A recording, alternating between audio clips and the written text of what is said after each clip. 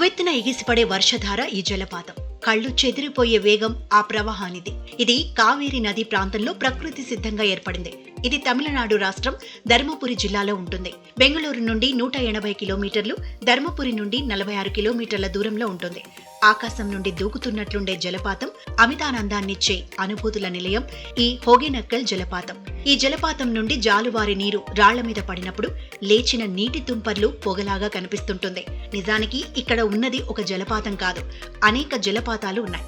ఇవన్నీ 250 మీటర్ల ఎత్తు నుండి భూమి మీదకు దూకుతుంటాయి. వర్షపు నీరు కొండవాలులో ప్రయాణించి హోగెనక్కల్ దగ్గర నదిలో కలుస్తుంది.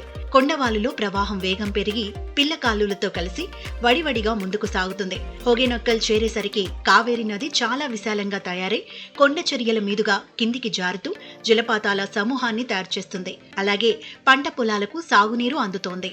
హోగెనక్కల్ ఆరోగ్యపరంగా కూడా ప్రాధాన్యం సంతరించుకుంది. ఈ నీటిలో స్నానం చేస్తే చర్మ వ్యాధులు పోతాయంటారు. ఈ ప్రదేశం మసాజ్కు ప్రసిద్ధి. ఆయుర్వేద తైలాలతో చేసే మర్దనతో కీళ్ల నొప్పులు, అనారోగ్య సమస్యలు తగ్గిపోతాయంటారు. వేలాది మంది ఈ జలపాతం కింద జలకాలాడతారు. దీన్ని చూడటానికి బెంగళూరు నుండి ఉదయం బయలుదేరి రాత్రికి తిరిగి బెంగళూరు చేరితే ట్రిప్ థ్రిల్గా ఉంటుంది. బెంగళూరులో బయలుదేరినప్పటి నుండి ఎంజాయ్మెంట్ మొదలైనట్లే.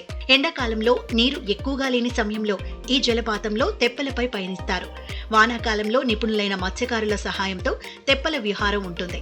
అత్యంత సాహసంగా సాగే ఈ క్రీడలో వెదురు బద్దలతో తయారు చేసిన ఒక చిన్న బోటును ఉపయోగిస్తారు.